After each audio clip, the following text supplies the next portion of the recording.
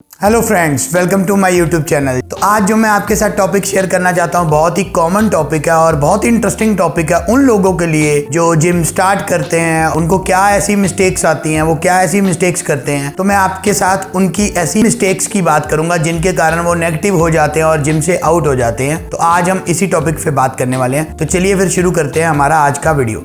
तो अगर मैं मिस्टेक नंबर 1 की बात करूं, ये बहुत ही कॉमन मिस्टेक है और बहुत ही सिली मिस्टेक है। हम सभी ने ये करी होती है। हम जिम तो ज्वाइन कर लेते हैं लेकिन जिम अपने घर से बहुत ही दूर ज्वाइन कर लेते हैं, जिसके कारण टाइम का मिसमैनेजमेंट रहता है। हमें भी पता है जिमिंग स्टार्ट करते हैं हम सभी लोग अलग अलग एक्टिविटीज में इंडल्ज रहते हैं। कुछ स्टूडेंट्स हैं, जॉब पर्सन हैं या बिजनेस ओनर्स हैं या कुछ अपने सेल्फ एम्प्लॉयड हैं। तो सबका टाइम अलग अलग रहता है। लेकिन अगर आपने जिम ज्वाइन करा है, कोई आपने गोल रखा है फिटनेस का, तो आपको दिन में 45 मिनट से लेके 1 घंटा तो देना ही पड़ेगा। तो अगर मैं अपने एक्सपीरियंस से बोलूं तो ये एक प्रोसेस होता है। ऐसा नहीं है कि आपने आज शाम 5 बजे ट्रेनिंग की है तो कल सुबह 5 बजे कर लो। तो या अगर आप मंडे को ट्रेनिंग कर रहे हो शाम 6 बजे तो आप ट्यूसडे को शाम 10 बजे ट्रेनिंग कर लो। तो ऐसा नहीं होता, क्योंकि आपकी बॉडी रिकवरी करती है और आपकी बॉडी आपको सेम टाइम पे एक अलार्म देती है। तो यही कारण है कि जिसके कारण आपका टाइम मिसमैच होता है, तो हम लोग नेगेटिव हो जाते हैं और जिमिंग से आउट हो जाते हैं। धीरे धीरे क्या करते हैं, हम लोग एक कंफर्ट जोन में आ जाते हैं और अपनी मर्जी से टाइम चेंज करते हुए हम जिम को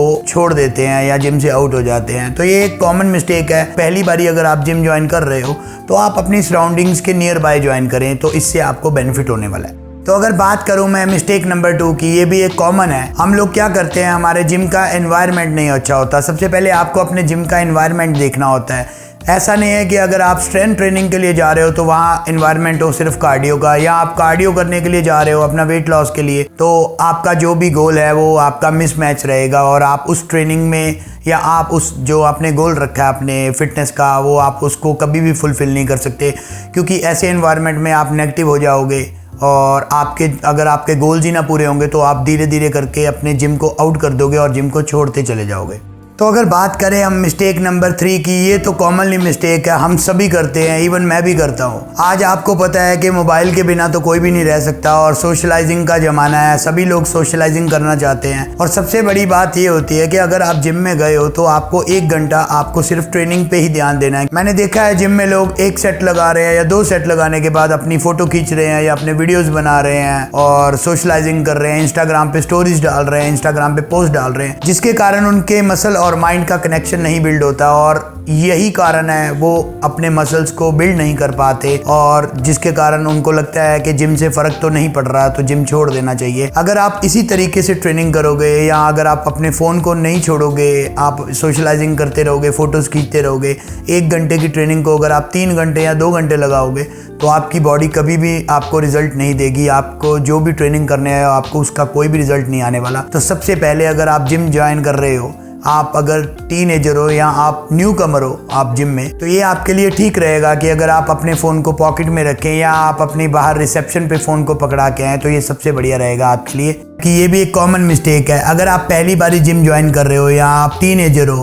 तो आप कौन सा पैकेज ले रहे हो। लोग क्या करते हैं, चीप पैकेज के कारण या चीप बजट जो दिखता होता है, साल का पैकेज चूज कर लेते हैं। अगर मैं अपने एक्सपीरियंस की बात करूं, अगर आप फर्स्ट टाइम जिम में जा रहे हो तो आपको स्टार्ट 3 महीने के पैकेज से करनी चाहिए और साथ में आपको एक जो सर्टिफाइड ट्रेनर है, जो जिम में कोई कोच है, उसको साथ में पैकेज में इंक्लूड जरूर करना चाहिए। आपको ट्रेनिंग कोच से ही करनी चाहिए, क्योंकि लैक ऑफ नॉलेज होने के कारण आप ट्रेनिंग नहीं कर पाते, तो आपको पता नहीं होता, आपको रिजल्ट नहीं मिलेंगे, तो आपका फिटनेस गोल अचीव नहीं होगा, तो आप नेगेटिव होते जाएंगे।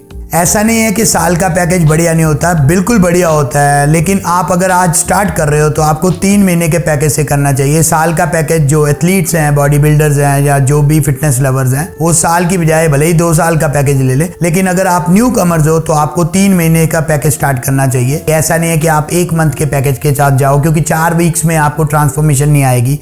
अगर मैं एक्सपीरियंस की बात करूं, अपने एक्सपीरियंस से बोलूं, तो आपको 3 मंथ्स का पैकेज लेना चाहिए और आपको साथ में सर्टिफाइड ट्रेनर आपको अपने पैकेज में इंक्लूड करना चाहिए और आपको अपने कोच की रिस्पेक्ट करनी चाहिए और अपने कोच को, जो कोच आपको गाइड करे उसके हिसाब से ट्रेनिंग करनी चाहिए, तो आपको ट्रांसफॉर्मेशन मिलेगी। आपको बेसिक जो होते हैं जिम्स के वो खुद फॉलो करने चाहिए। ऐसा नहीं है कि आपने अपना कोच हायर कर लिया तो कोच से आप बोलो कि आपको हेल्प करवाए, डंबल्स उठवाए, नहीं, ये काम आपको करना चाहिए। अगर आप शुरुआत से ही अपनी ट्रेनिंग का पैटर्न ये बनाओगे, आप डंबल को री रैक करोगे तो आपकी स्ट्रेंथ भी बढ़ेगी और आपकी ग्रिप भी बढ़ जाएगी। आप अपने कोच से ट्रेनिंग की हेल्प जरूर मांगे, मगर ये नहीं है कि कोच आपका हेल्पर है कोई, वो आपका टीचर है।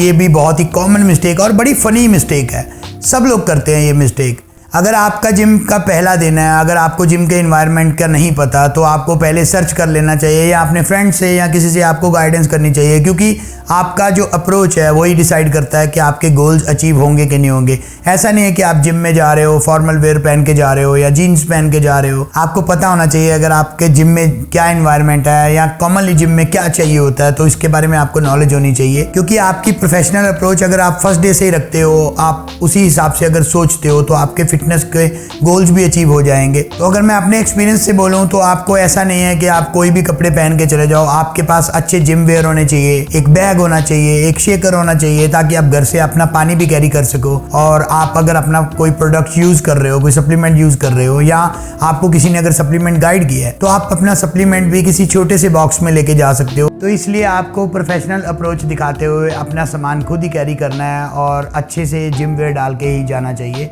तो अगर आपको मेरा ये वीडियो अच्छा लगा, आप मेरे चैनल को सब्सक्राइब करें, लाइक करें और शेयर करें और कमेंट करें। नीचे बेल आइकॉन है, उसको दबाना नहीं भूलना, ताकि मेरे को भी मोटिवेशन मिलते रहे और मैं आपके लिए नए नए कंटेंट लेके आता रहूँगा। तो फिर मिलते हैं हम हमारे नए वीडियो में, नेक्स्ट वीडियो में एक नए कंटेंट के साथ, ताकि मैं आपको और हेल्प कर सकूँ।